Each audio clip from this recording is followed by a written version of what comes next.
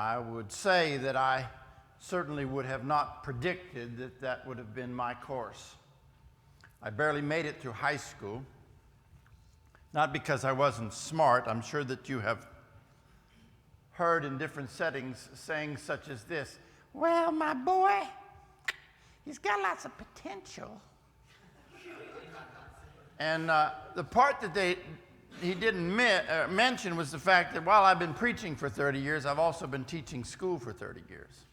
I taught 17 years in a private school, and I taught 13 years in Texas. I taught 8th grade U.S. history. And so I know all about what you do with your phones, and I know how you use them for activities that you probably shouldn't use them for. So while the announcements concerning expected behavior, you already knew that. Nobody had to tell you what acceptable behavior is. But we have to do it because we're adults and we're supposed to remind you of all the rules and all that kind of stuff. But you already know that. So I want you to have clarity with regards to the seriousness of the subject matter that we will be discussing. I am extremely privileged to be in front of you because you are, as I understand it, our last hope. And I don't mean that in a frivolous way. Before I begin, I want you to be conscious of something. In the course of our time together, I'm going to be leading up to a particular crescendo in our last conversation on Sunday after the meal. And I'll be asking some pretty direct questions. But in your bags, as I was told, you have been given some note cards. What I'd like you to do for me right now, if you have your bags or your writing utensils, and if you don't, I'd appreciate you that you would quietly share them. I'm going to ask you 3 questions that I would like you to answer tonight, and then bring them back tomorrow and set them in the box that's located in the foyer. Now, please, I know you're all put together here closely, and I appreciate that. But don't be looking over your neighbor's shoulder. All I want you to do is write the question, and then later on this evening, when you have a moment, answer the question. Question number 1, on a scale of 1 to 10, on a scale of 1 to 10, 1 being least, 10 being greatest, what do you consider your biblical knowledge? On a scale of 1, now don't answer it now, just write the question. Take your time to think about it, to give me an honest answer. That will require some forethought on your part. On a scale of 1 to 10, how would you rate yourself in biblical knowledge?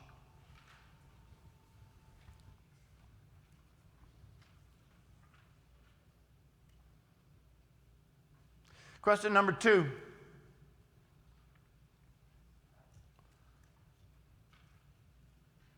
Do you know what the term hermeneutics means? Now, again, this is a question I need you to answer without consulting Google. Just your... Phonetically, just hermeneutics.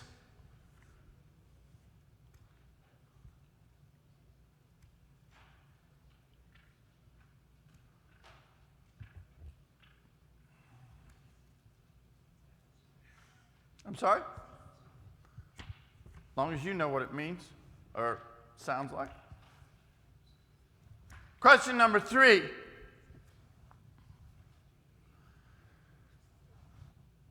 Have you had your biblical questions answered? Have you had your biblical questions answered?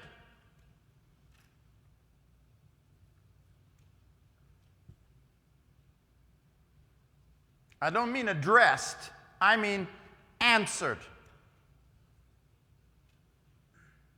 And that can be by your parents, your church leadership, however you want to frame that. I just want to know, do you feel that your questions thus far have been adequately answered? As you can tell, the answers I'm looking for are relatively short and sweet. Do not put your name on the card. Now, the other side of the card. That is provided for you to ask me questions. In other words, if you had the chance to ask the hardest question, the easiest question, the most relevant question, whatever kind of question, you wanted to ask the question, write it down. Bring it tomorrow. Put it in that box, and I'll take a look at it. Now you're saying, well, what kind of question do you want me to ask? What do we do with transgender issues? I'll take that question. What do we do about the homosexual issue? I'll take that question. What do we do about husband and wife relationships or prospective husband and wife? What do I do about abortion? I'll answer those questions. If you want to know, I'll give you a shot. Now you can ask those kinds of questions, or you can answer biblical questions. Where did Cain get his wife? I'll try that one too. So, I hope you have kind of a scope of what it is that I'm looking for. So I've got 3 questions that I need from you answered, and then if you would like to formulate a question and put it on the card, and if you have 2, I'll take 2. But I would rather you do one very thoughtful question. Okay? Place it in the box when you come in tomorrow. Anybody unclear as to the instructions? Very well. I am grateful for the introduction. It's, as I said, the opportunities of my life were given to me by other people that have gone before me, and I am thankful for them. And as I said, in my own life, I would have never dreamed that I'm doing what I'm doing today. And I'm grateful, truly, for that opportunity to be in front of you. But I appreciate the be respectful and all that, and I appreciate that. But you and I both know that in the real world, we don't give other people respect, we make them earn it.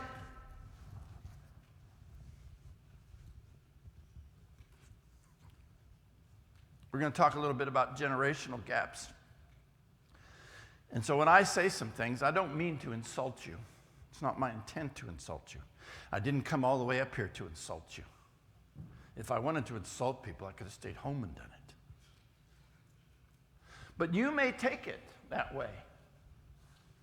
One of the difficulties that we have, that seems to me, is that from what I hear from young people is they don't like to be treated like they're babies. Well, I'm not going to do that. You can be guaranteed of that. But if you don't want to be treated like babies, you better then be responsible for your actions. So we're going to take a little trip together, and hopefully we'll both be honest with each other. And I'm looking forward to it tremendously.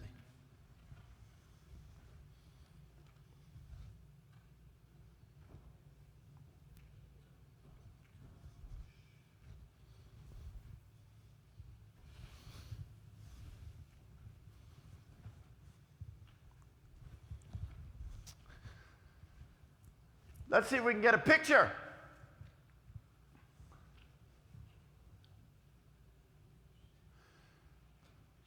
Ain't I gonna need this house no longer, ain't I gonna need this house no more. Ain't got time to fix the shingles. Is this the PowerPoint we looked at yesterday? The Prezi.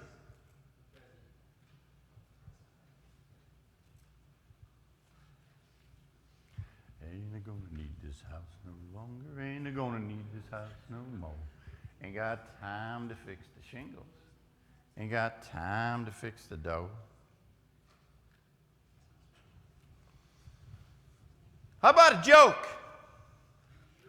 I'll tell you a joke while they're fixing that thing. So I know I got lots, I don't know about you, I was raised in the hills of West Virginia. I'm a hillbilly at heart. And I got a cousin, and Cousin Jim, he's about as honest a fellow as you ever want to meet. And I come back to the hills to visit. Went up to my Aunt Bessie and said, Where's Uncle Jim? Cousin Billy Bob. Said, well, Jim's down to jail. He's down to jail? Yeah, he told a lie. I said, Uncle Jim never told a lie in his life. He's about the honest man in the whole hills. He done told a lie. What lie did he tell? Well, a police officer. He lied to a police officer. How did he do that? Well, he was involved in an accident, and he told the police officer that everything was okay, but when it came time for the insurance company, he said he had a broken leg. I'm going to go find out. So I run down to the jail, and I said, Uncle Jimmy, tell me what's going on here. He said, well, I was driving down Route 42, and a cattle truck come across, and I smacked plumb right into it. Knocked that thing over, and cows everywhere in the borrow ditch and running around all over the highway. Pretty soon, a state trooper showed up. And the guy in the cattle truck got out, and he was looking around, and I was laying in the borrow ditch down there, and he started pointing out them cows.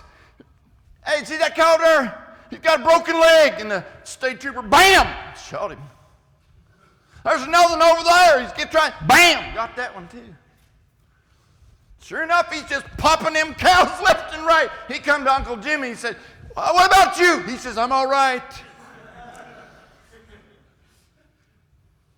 So sometimes it's not quite lying, you might say, but for self-preservation, you have to say it's okay. I hope you recognize that picture. Yeah, that's your backyard, isn't it? That's, as they say, Mount Denali, right? So let's take a look. Why are we here? Why are we here? Well, from my vantage point, I'm here to have a conversation about things that matter. Things that matter. And I hope you'll put that into perspective when you formulate some of your questions. We're going to look at three areas. The truth of the matter, we're going to look at who are we, and we're going to look at why is he here. Now, I heard the prayers of the faithful brethren who got up front and prayed on my behalf, who don't even know me. I appreciate the vote of confidence, but I may end up saying things you don't like. And that's okay too, as long as it's truth. Because we all have to deal with a little of that each time. But you probably are asking yourself, why is he here, really? And where is North Dakota? We're going to explore some of that. These are why we don't want to be here. Throughout the course, we take surveys all the time, and companies and industries and certainly religious groups take surveys. And the number one reasons why kids say that they don't like to attend meetings like this is boring. And we come to find out that's not really the answer, but it's the easiest one for us to say. So we say it, it's okay. Number two, we would rather be bowling. We would rather be taking pictures. We would rather be sleeping. We fill in the blank. In the world we live in today, there's lots of things competing for your time. I recognize that. That's one of the reasons we don't have friends here. We are social creatures by nature, and so we oftentimes do not engage ourselves in activities that we don't have some connection with, and that's usually found in the form of friends. That's a reason. It's not relevant. What? Do I have to go to that thing again? We're just going to sit around and sing Kumbaya for crying out loud.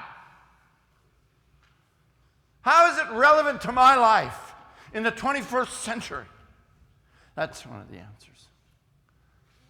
And believe it or not, there are some, and that number is growing, that come to these functions. I don't believe in God, really.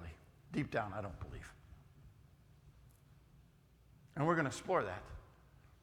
And I'm not getting down on your view. It's your view. It's honest view.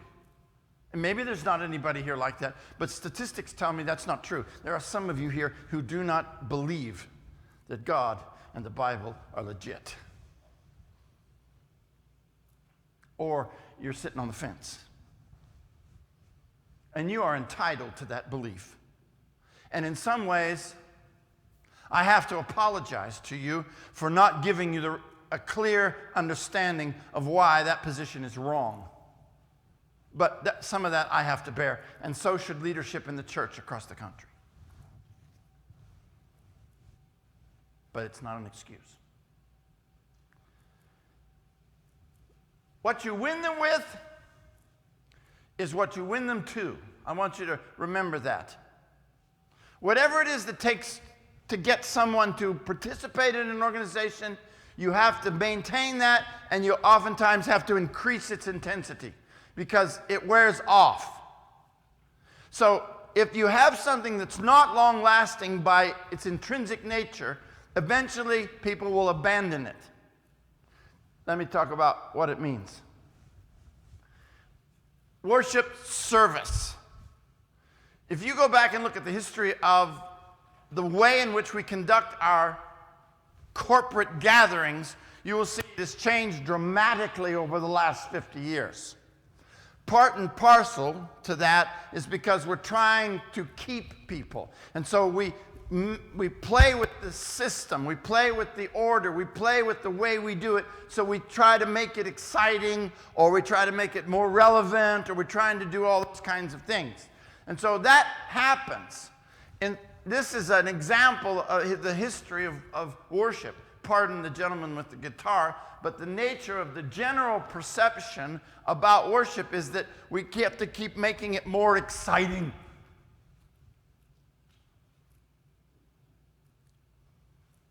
But what happens when you run out of ideas to make it more exciting? It's a conversation we have to have. This is the one my wife likes. She always gets excited about places that have coffee and donuts. When I travel the country and we go and it's time for the class, she says, "Which class has donuts?" Why we go and do things? There are different motivators and attractants. This one I always like, the secret of church growth. Organizations have been publishing books like this for the last 20, 30 years. The secret. There is no secret. God didn't write the Bible to be a secret. He explicitly explains church growth.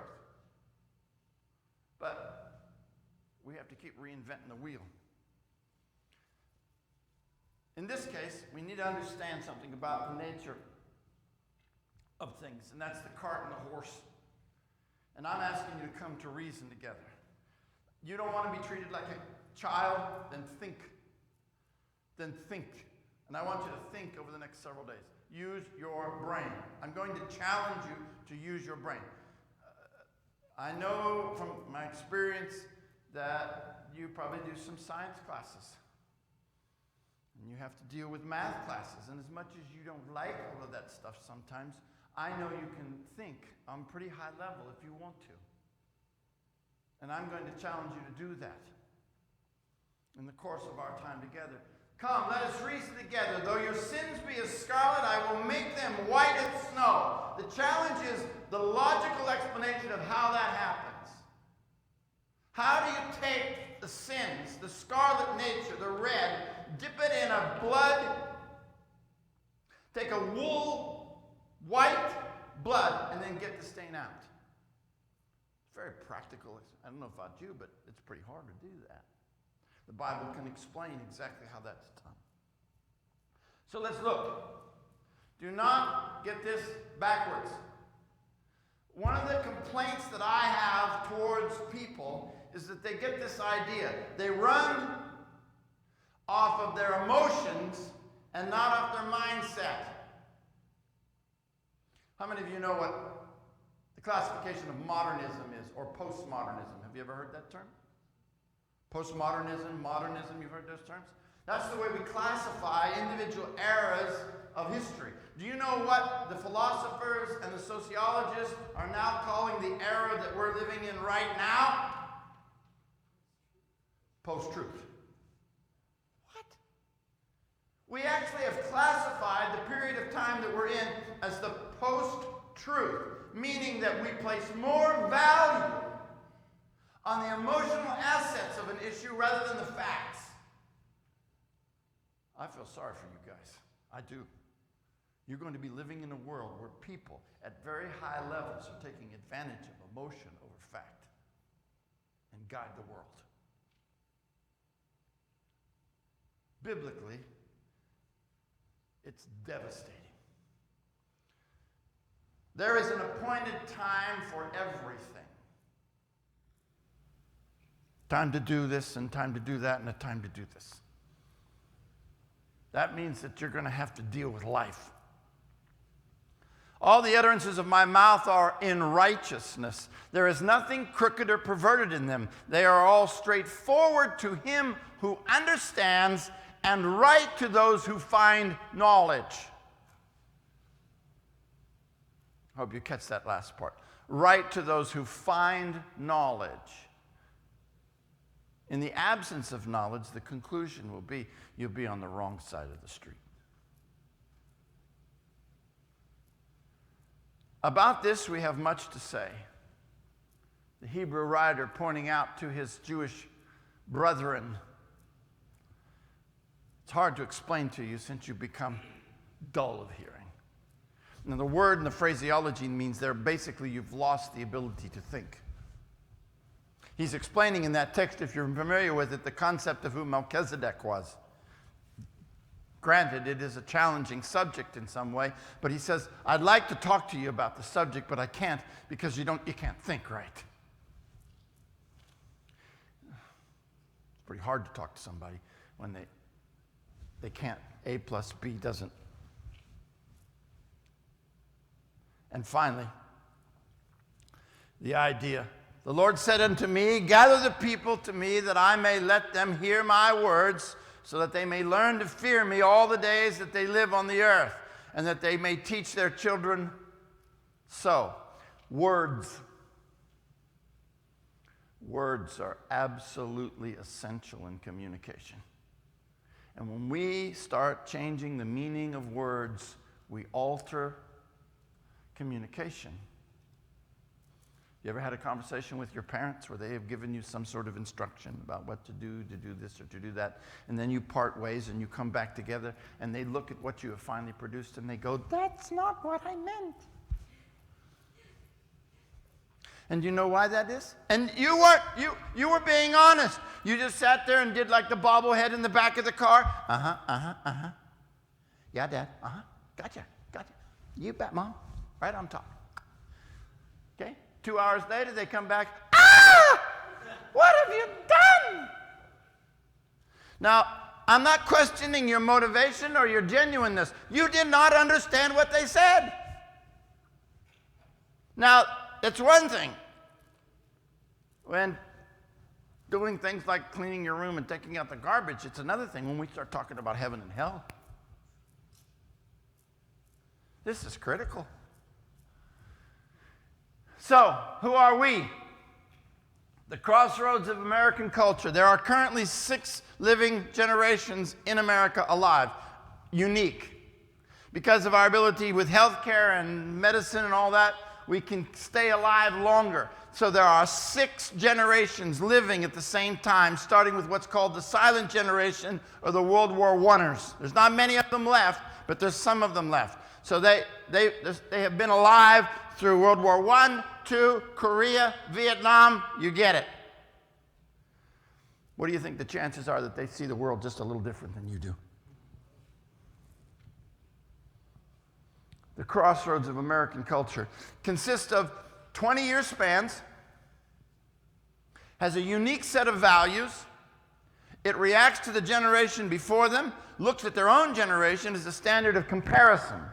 They are either idealistic, reactive, or civic, or adaptive. Let me point out something to you before we continue. If you go back in our history 200 years, the distance between, or the gaps between generations is much, much smaller. With the advent of technology and the advancement of certain kinds of activities in human history, the gaps are getting bigger because kids, young people, have greater freedoms and independencies, and they can have the freedom to develop, so they don't take on the characteristics of their parents. Keep that in mind. So, each generation of the 6, what generation are you? Big picture, baby boomers, that's me, and Generation Z. The big picture, here's the generations, that's me. I'm a baby boomer. That's you. You're a Z. Initial distinction. In my generation, we say, hey, call me. What do you say? Text me. I'm going to tell you why you have a hard time getting along with people like me. Because people like me grew up in a generation to where when we have a conversation, I look you in the eye. This third-party business, I consider to be rude. I'm here, talk to me. What's the Bible say? If you have someone that you know thinks maybe slipping a little bit, what do? Text them? Man, you know you're screwing up. You got to fix your life. Do we or do we not have a tendency to say things this way that we will not say in public or in personal contact? You know it. You already know that. That's just a distinction. This is me. I want to let you know a little bit about my life and my background, okay? Here he is. Wilt the Stilt, okay? Still holds the records for most points scored in a single game, over 100. I don't know about LeBron, whoever he is, but there's the man, okay? Now, beside him is a man by the name of Bill Russell. Also very prominent. I think Bill played for the Celtics and for the Lakers was Chamberlain. They were battling through the 60s and 70s and all that kind of stuff. He's a prominent sports figure that I remember. That's it. That's my other hero, Roger the Dodger Staubach. Okay? These men were important to me as we have sports figures. In my lifetime, I like these guys because, not only because of their athletic ability, but because of other traits like loyalty. They stayed with the same team. They didn't chase the dollar. Those were important values to me, loyalty and things like that. So my generation is interested in loyalty because we grew up with that. Float like a butterfly, sting like a bee. I'm the greatest. My name is Muhammad Ali. Knocked out Sonny Liston. I don't agree with Mr. Ali's politics because after he won the title, he refused to go to Vietnam as a conscientious objector because he became a Muslim. Did his time in jail, came out, and won the title again and again. The Thriller in Manila against Jumpin' Joe Frazier. See, I'm just as excited about my aspect of sports as you are in yours. But I tell you what, I don't watch sports anymore of any kind. What's the point? They're out for themselves, it appears to me. I'm not questioning their academic, their ability to perform at such great levels. It's obviously they have great self-discipline. I'm not questioning any of that, but I don't think it's very virtuous the way they're doing it. And we'll talk more about virtue later. What else do I know about me? That's the music of my time.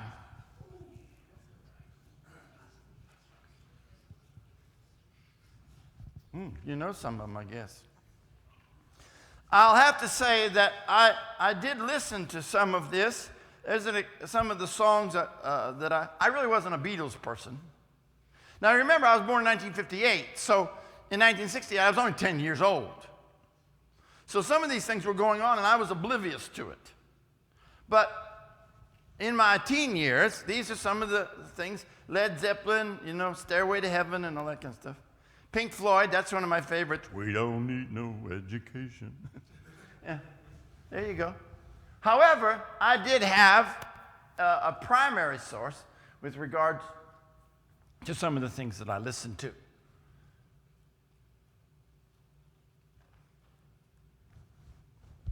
Maybe I'm listening to them more than I wanted to.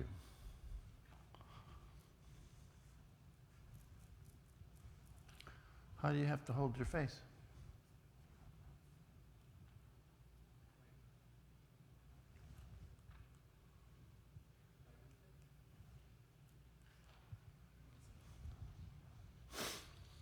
Well, other music. Anybody ever heard of the Imperials? Have you? Maybe? They were a religious group. There they are. I listened to a lot of them. They sang, what we could say, contemporary songs that were religiously based. I listened to a lot of them. I listened to the Kingston Trio. Do you know them? Yes. My, oh my. They're a folk style of music.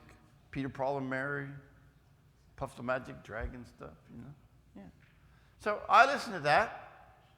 Let's see what Woodstock. Okay? I knew nothing. It went on, but I didn't know. It's the summer of '69. Sometimes you'll hear a song where people will say in their lyrics, in the summer of '69. And you go, what's so big about '69? Woodstock is the reference.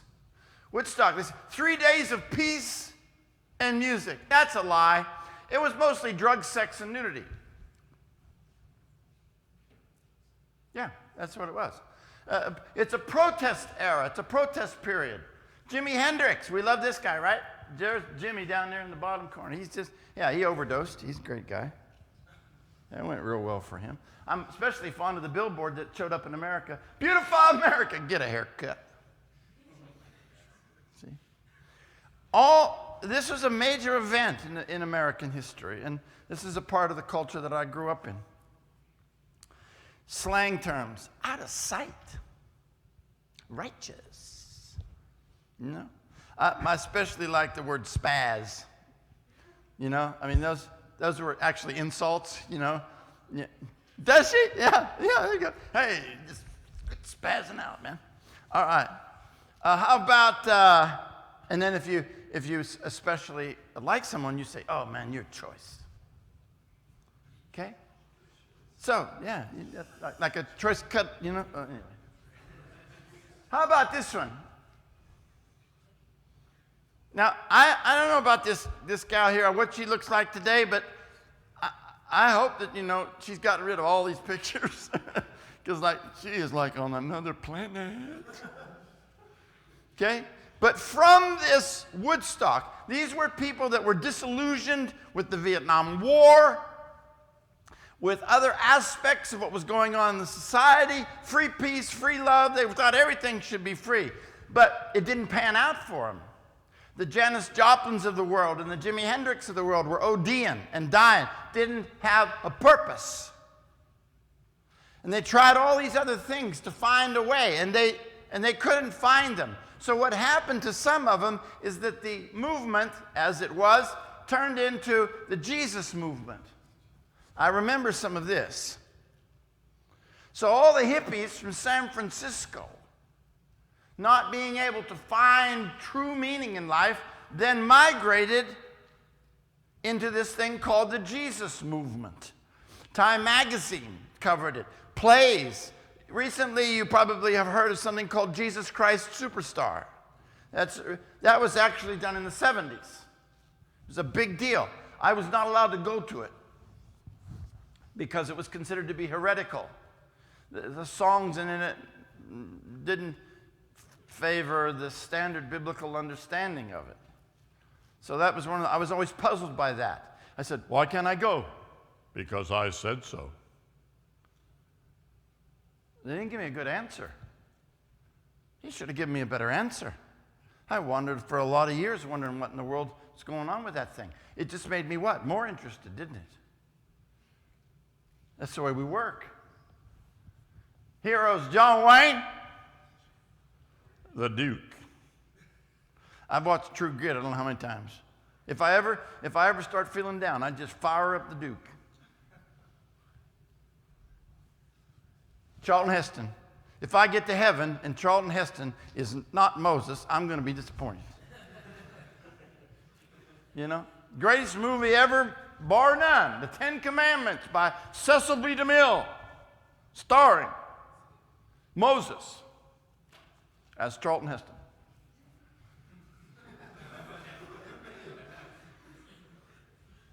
Books. I read that book. Anybody know what that book's about? Anybody? I can only remember reading 2 books in my life as a youngster. I didn't like books. Remember, I just got through high school. That's all I got through. 2 books. Helter Skelter is the real true story of the murder of Sharon Tate and her unborn child by Charles Manson and his little group. It's gruesome.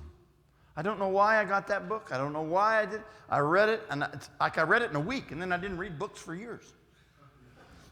It was just amazing to me how depraved someone can get.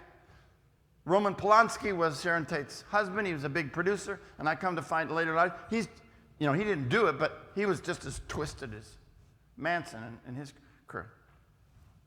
And I read this book, The Cross and the Switchblade. That's the story of a rural guy that comes to the big city and tries to make a difference in the gang using Jesus.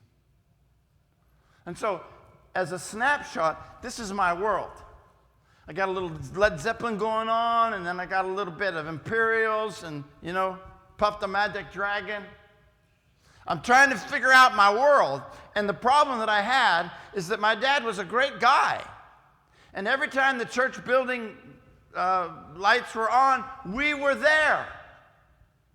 So even to the extent that when I went to the U.S. military, I was in the United States Army, and I was all across the sea in Germany. And when Sunday morning came and that chapel bell, which was right by the barracks, rang, I swore my daddy was coming through that door to yank me out of that bed. So I was always up before he got there. But that's all he ever told me. He never answered my questions. I guess he assumed that I was listening to the preacher, just like you. We need to do a better job of answering your questions, and that's a part of what we'd like to begin here. I'm not saying that it's not happening where you're at. I'm talking in generalities. If it applies to you, I want you to listen hard. But that doesn't mean even if you're getting your answers, you should be asking harder questions as you go along. There's our 2 guys, Billy Graham and Johnny Cash. Hello, I'm Johnny Cash. He'd sing about Jesus and cheating on so-and-so in the same song. Just, yeah.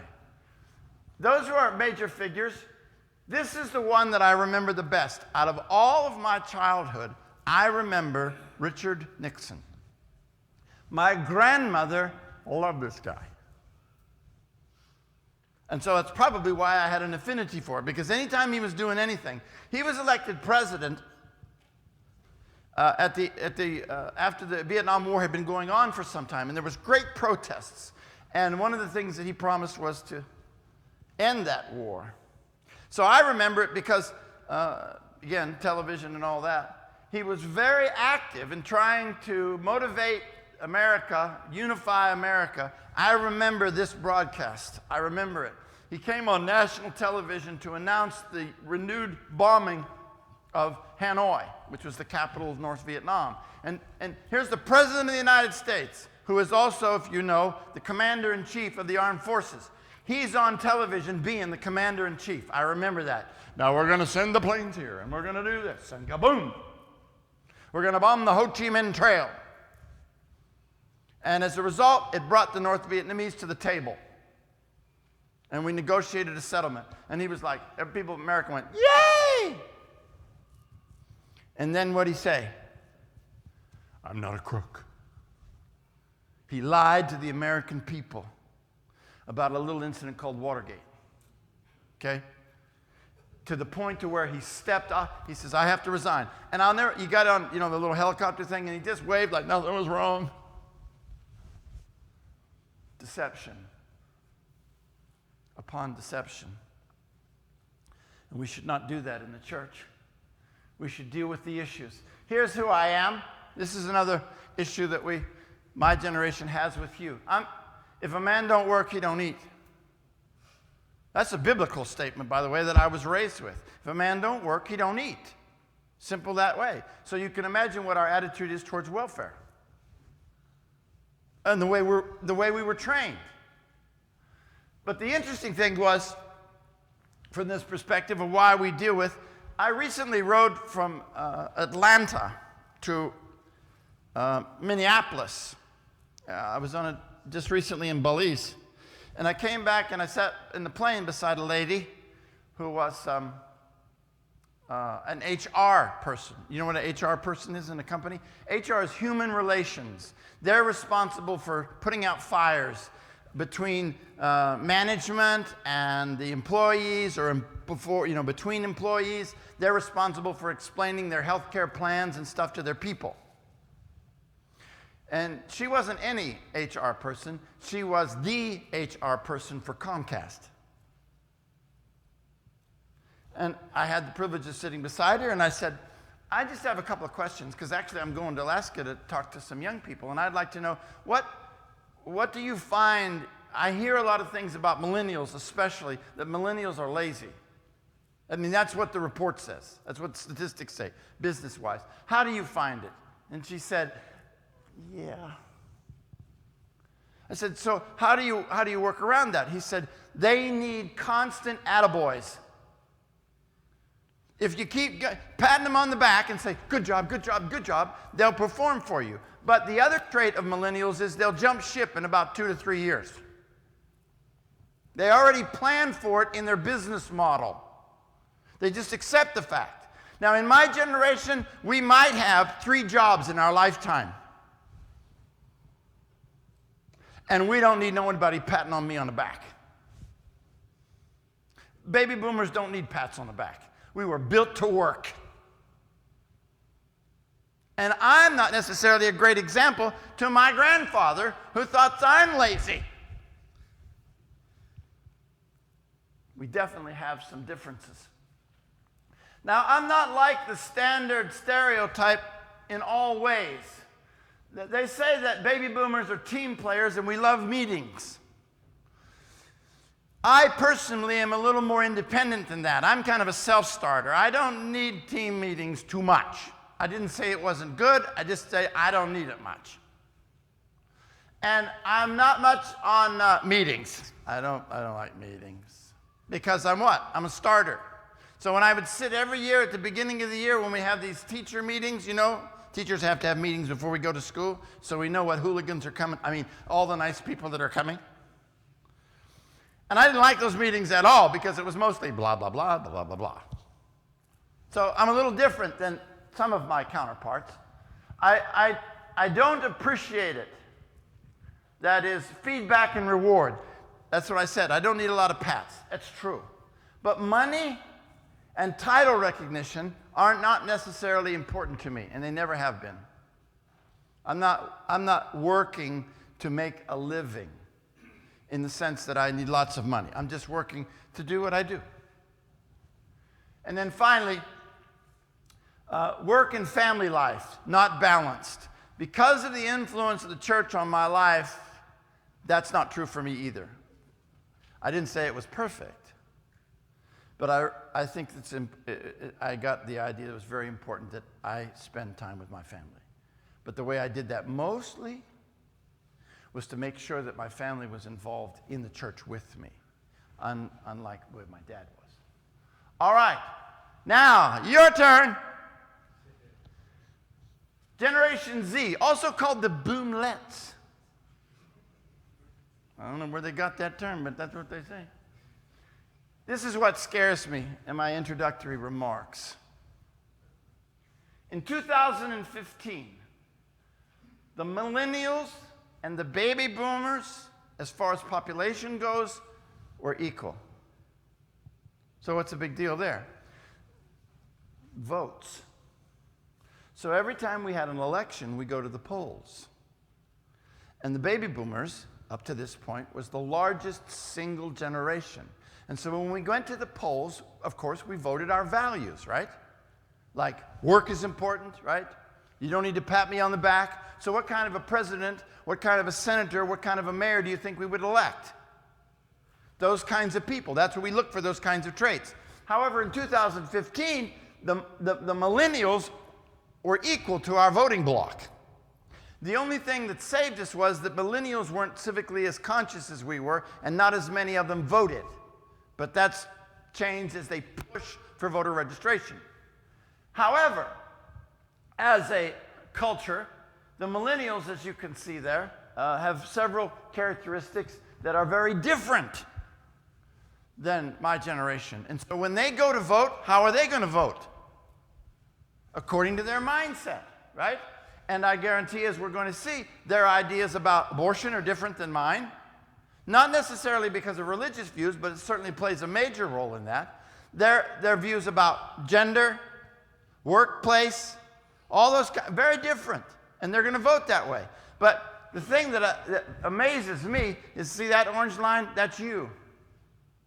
You, the Generation Z, is the largest single voting bloc in American history. And you're just starting to what? Turn 18, 19, 20, and you will so over the next decade, so that, as it were, by the year 20 and 28, you see that right there? You, as the largest generation, there's Z, 25.9, baby boomers will have fallen down, millennials, but notice between Generation Z and Generation Millennial, you will control the polls. And so my opinion and my view and my generation's viewpoints can be easily taken over by your attitudes and the millennial generation's attitudes. And that scares me. From a religious standpoint, that scares me. And I'll talk to you about that as we go along. So, as you can see, notice this other little fact. See in 2036, millennials, 81 million. You see that? And you say, well, how can there be any more of them? I thought it was just a 20-year span, right? You know? That's because in immigration, the greatest single number of people that will be coming to this country will be millennials from other places in the world. And their values are even more different, especially from Europe.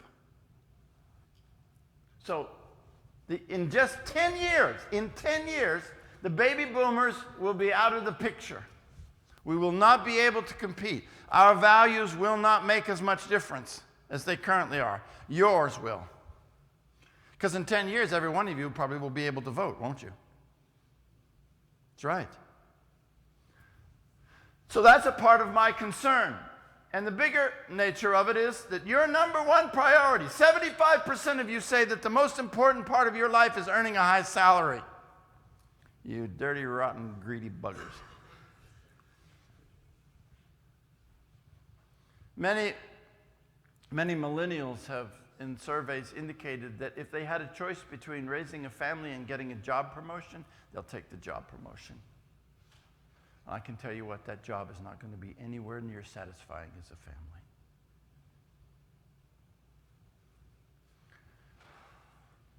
So, some details. 1995 to 2009, there's a little play in those years. Those are the kinds of terms. I don't know what a screen agger is, but tween, I've heard that before. How about what? Screenagers. Oh, thank you. The Zeds. I can get along with that. Yo, Zeds. So, Click and go, I don't know. Those are some terms. Globally, as I said, it's also what's true in the United States will also be true globally, that they will be the largest number across the board. 2 billion Generation Zs. Unbelievable. Here's the thing that I think tells us a little bit. In my generation, we would have 3, possibly 4 jobs in our lifetime. You are expected to have 17. And you are expected to move 15 times. Because you can't find something that satisfies you. So you keep moving.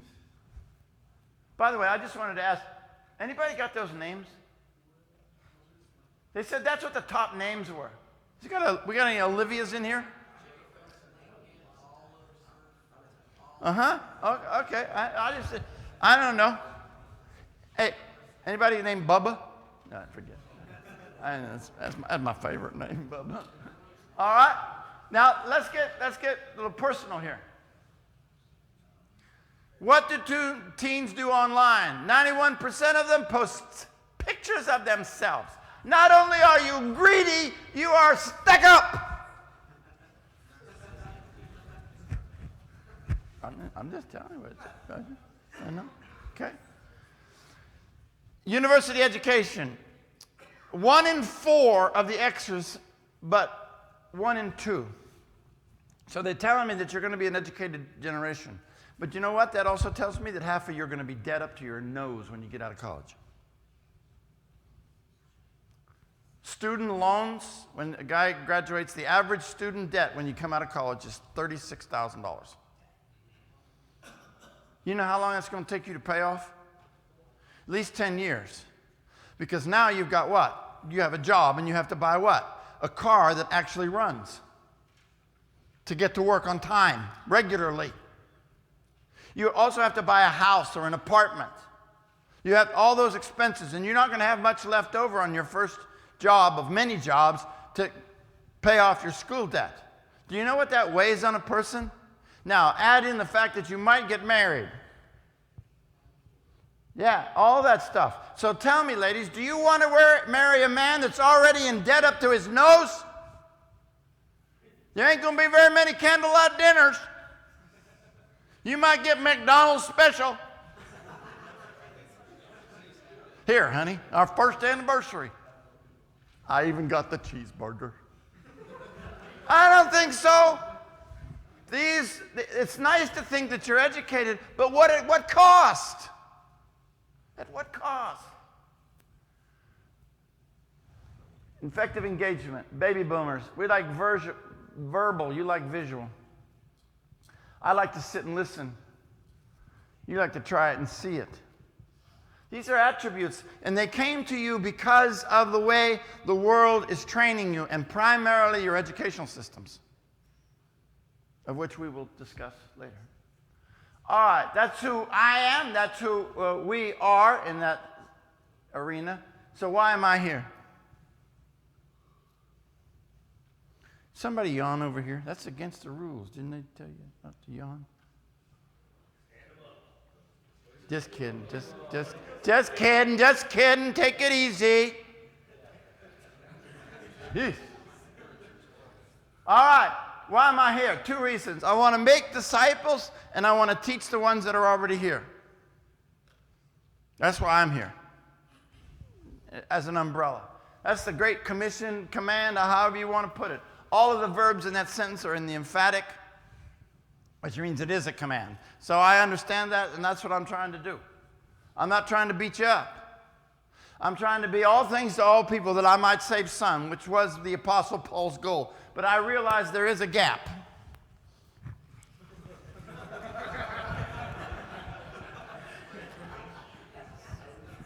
I mean, I've been places and I say, you got to be kidding me, boy.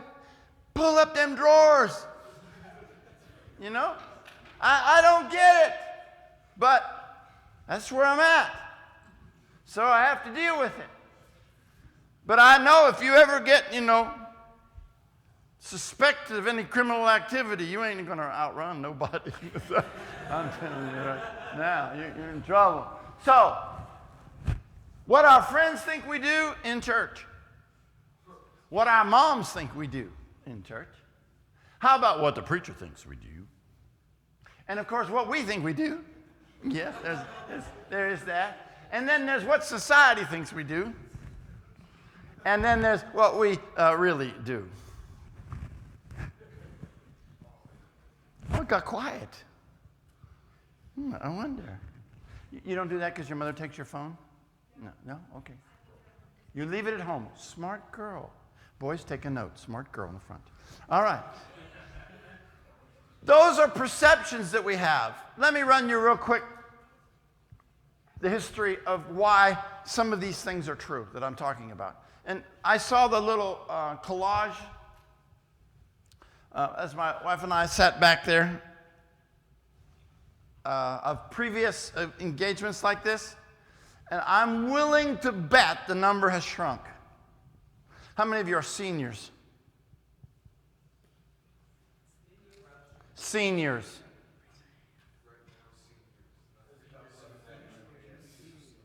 Okay, gotcha. Thank you very much.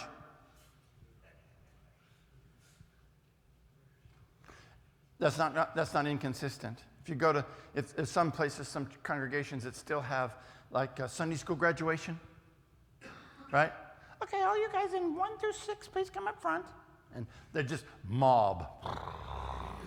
Little people running around. Get back, let go. So they're all up there. All right, now where the junior hires come up, smaller. Now where the high school comes up. High school,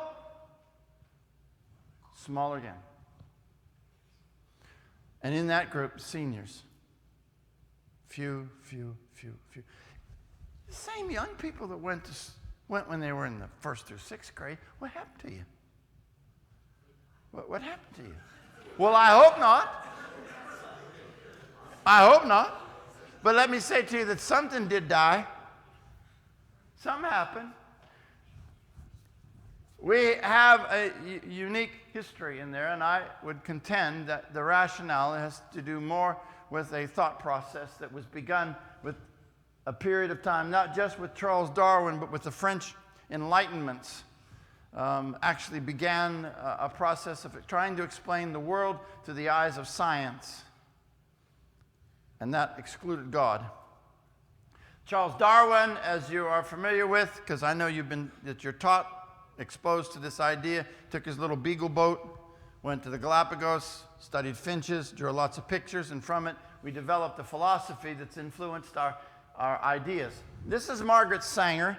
She is the founder of Planned Parenthood, another organization that I'm sure that you're aware of, that, supposedly saves us and helps us and does all kinds of things for women. But this is what the founder said. She founded this in order to eliminate the inferior races like Orientals, Jews, blacks. She referred to them as human weeds. Now, why did she do that? Because she believed in evolution. Because if you believe in evolution, then we are a product of a random activity. And there is no purpose in life. And it is truly survival of the fittest. So, from 1920 to 1929, the biggest next event was the Scopes trial. Small little town, a biology teacher decided to teach evolution in the school. And at that time, it was illegal to do so. Illegal to do that, okay? So I don't know about a banner. That doesn't look like a traditional banner, and I bet you couldn't get away with that in small towns today. The conflict, hell in the high school. Big day. 2 big guys came down, William Jennings Bryant and William Darrow, came down to debate the issue. Big guys, big names in the law field and politics and so forth. And from that, the man was found guilty of violating the law, and he was fined $100. So what message did that send to the rest of the teachers in the country? It's only going to cost you $100. And within a very short period of time, the laws came off the books. This is the nature of where we have come as a country. World War II, big deal. The nature of, again, the idea from Adolf Hitler, Mussolini, Tito, that they believed in a superiority of a race, the Aryans. And where did they get that? From Darwin. It's just a Darwin, it's the extension of that ideology. The Korean War, this is what we lived through. One good thing that started, Truman was the first one to wipe out segregation in the armed forces. So predominantly blacks, African Americans were now incorporated in barracks for the first time. Truman was the guy that did that. It's hard to explain why you would fight in a foxhole with a man that you wouldn't be able to sleep in the same building with. That's ridiculous. And he changed that. And so we were moving in the right direction on some issues. The Vietnam War broke the back. We don't know why we were there. We're trying to stop communism. We was trying to stop communism. But not everybody saw it that way. The civil rights movement of the 50s, 60s. But this was an interesting case. The first ban on segregation. I grew up, and my father was a mechanical engineer, so I was considered to be middle income, lived in a nice part of town. But when they did away with segregation, they passed legislation for integration. They forced bused people from the white community to other communities. So I actually was driven in my junior high years. I was 5% of the school's population, while 95% of the school was African American. I didn't know the difference, quite frankly. And so I was bused, and I just did what I did. Did I get bullied? Sure I did. But that has nothing to do with skin color. Human beings do that to each other all the time. So none of that applied. But I understand the importance of what happened. Now, these two guys taking a picture together is a little bit of a conflict. You know anything about who they are? Martin Luther King Jr., an advocate for the civil rights movement and human rights in general, and then Malcolm X, member of the Nation of Islam. Very radical, too, by the way. Both men were assassinated during that period of time. And I never condone that kind of behavior, no matter who they were. The Kennedys were also. President of the United States was shot. His brother Bobby, later to run for president, was shot at the California primary. These were trying times in America. We didn't know what we were doing. But here it is. Supreme Court outlaws official school prayer. Early in the 1960s, up till the 1960s, America, when you went to school, you see that high school picture down there? That's the way you started your day. Do you think that influenced the way you thought when you went to school? Even if you weren't paying attention. You took time. Now, especially when I was in Texas, now we stand for the Pledge of Allegiance, right? Right? You know, we're supposed to stand for the Pledge of Allegiance, right? Now we got people what? What in the world is that? See, I grew up in a time where prayer meant something. Well, it was now made, you can't do it. It affects us. It affects us. Right to choose. From that period, we got into the abortion question, the abortion issue. All of these are major issues that we're formulating, and now look where we are.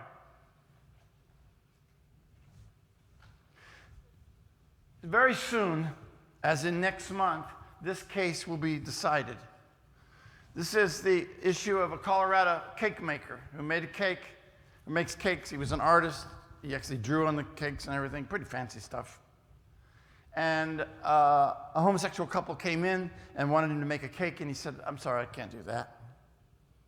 Took him to court, big deal. The Supreme Court's going to rule on that case next month.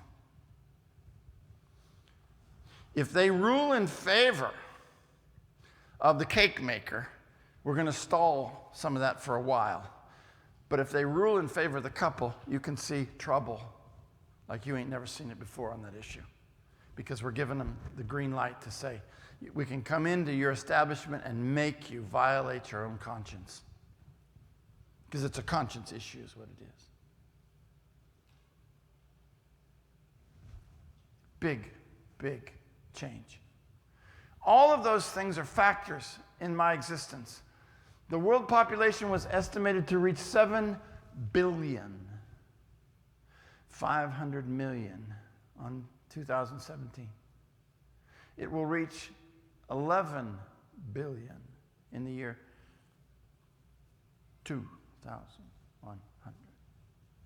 That's a lot of people. That's a lot of people. And I'm going to show you some numbers later on. Sunday morning, I'll show you those numbers. When you say, what's the big deal about that? When you consider that only 100 years ago in this country, about the turn of the 20th century, that from that time till now, the population of the United States has quadrupled.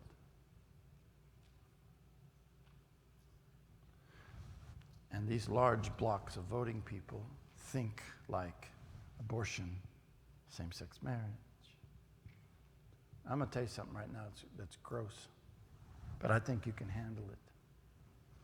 When it comes to human sexuality, okay, you are conditioned. You've been trained. You have been deluded to believe in that, okay, well, if they want to do that and so forth. But what do you think about sexuality with animals? It should disgust you immediately. But let me tell you, countries like Denmark, Hungary, Germany, Mexico, it's legal. You think a whorehouse is bad. They have places where they can go and pay to have sex with animals. It's serious business. We are becoming a deprived people. So when you're walking down the street and you meet some guy and he looks smiley and all something, it's probably not the case. But it's like the old frog in the pot. The frog doesn't know he's being cooked if you only turn it up a degree an hour.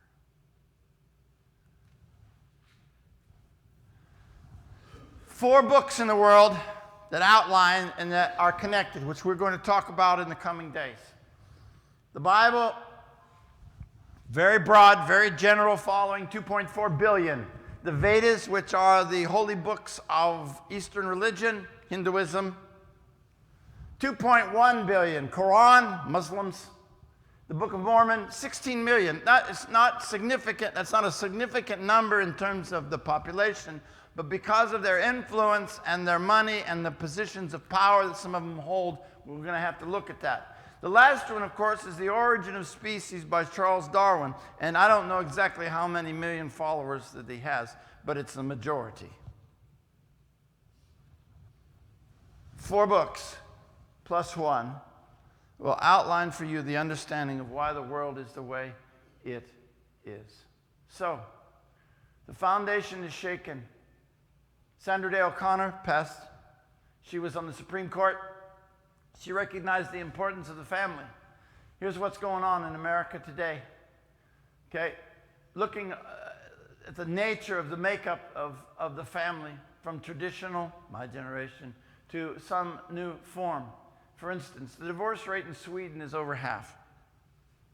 What does divorce, and you can talk about this, what does divorce say about commitment?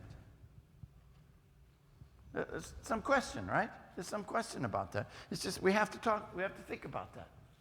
All of those are true. Well, in the context of these numbers and whatnot, I hope you'll put together some questions for me. But thoughtful questions, okay? There's 2 reasons why people ask questions. 1, they want to know something. 2, they want to trick me. There's a lot of you. Maybe you can trick me. I'm pretty experienced. But I'm going to give you the benefit of the doubt and say, hey, I don't think you want to trick me. You want to know something. Write down a thoughtful question. Bring it in the morning, put it in the box, and we'll pick this up tomorrow.